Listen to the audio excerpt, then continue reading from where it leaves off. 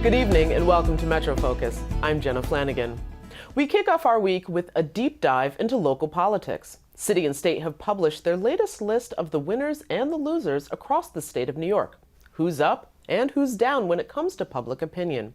For that, we welcome the publication's editor-in-chief to the program, John Lentz.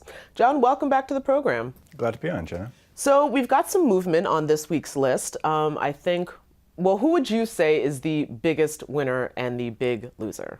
Well, the biggest story where you have some winners and losers is the Daily News, slashing about half of their editorial workforce. A lot of people really devastated about that.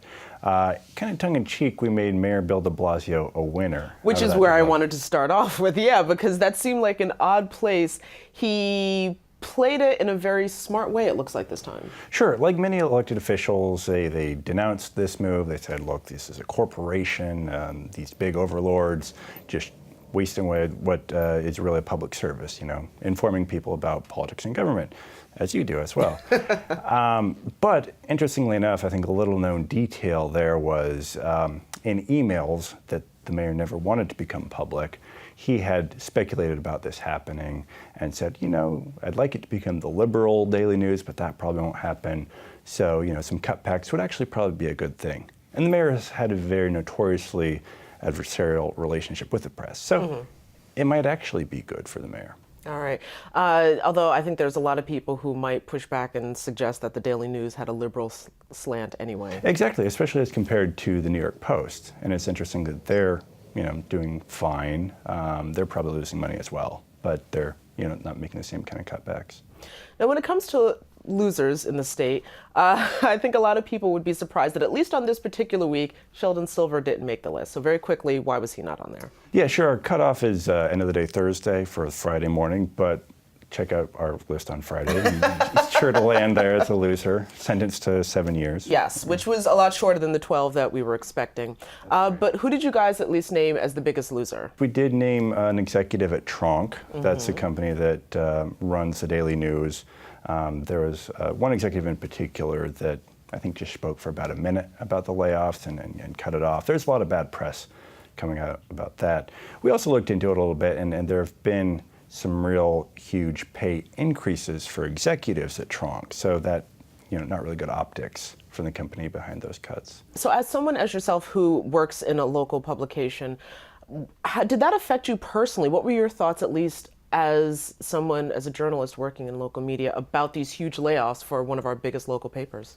It's really devastating. I mean, it speaks to the whole industry that it's not just the Daily News. There have been other places that have had cuts or gone under. Gothamist, for a period before WNYC purchased them, they shut down. DNA Info was a bit, and that didn't come back.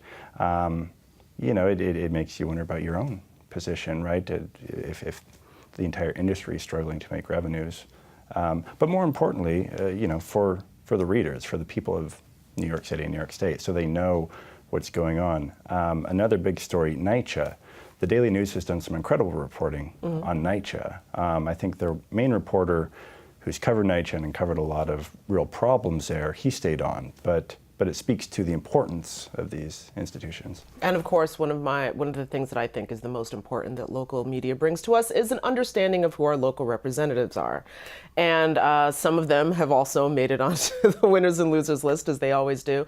Another name that has become a very big rock star is Alexandria Ocasio-Cortez. She made the winners list. That's right, and this is the congressional candidate. She officially hasn't won yet, but she did knock out Joe Crowley, the longtime Queens representative in the primary, all but guaranteed to be elected in November.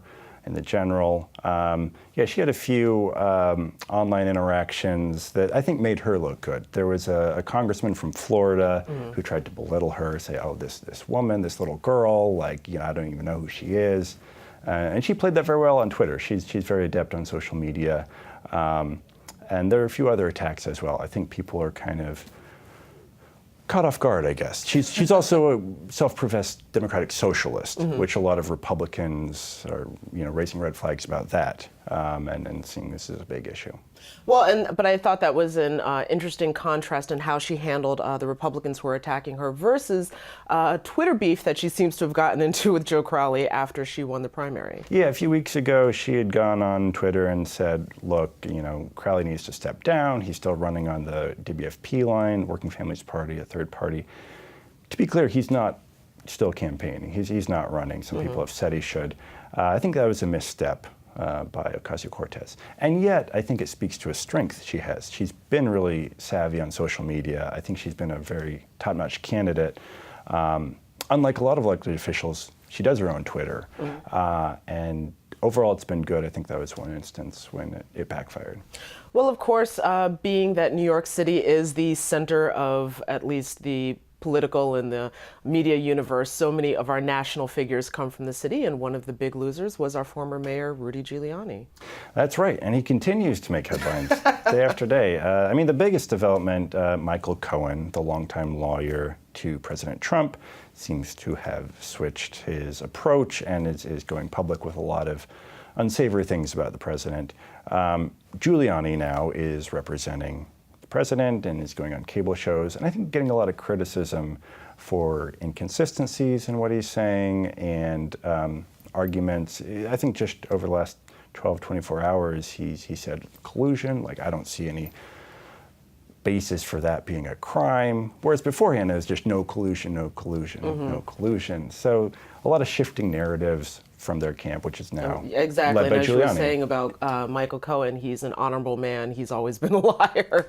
So of course, I guess we'll have to wait and see. But are there any other movement that we can expect for this coming week that at least you can see? Because news seems to be pretty wild right now. Yeah, well, it's getting closer to the primary elections for state legislative offices. So endorsements are getting rolled out. We'll be paying attention to those. NYCHA, there'll be more developments as well. They're going to name a federal monitor, so stay tuned on that front. All right. Well, I definitely think there's going to be a lot for us to look forward to. John, we definitely value the work that City and State does, and we can't wait to have you back. Thank you. Thank you.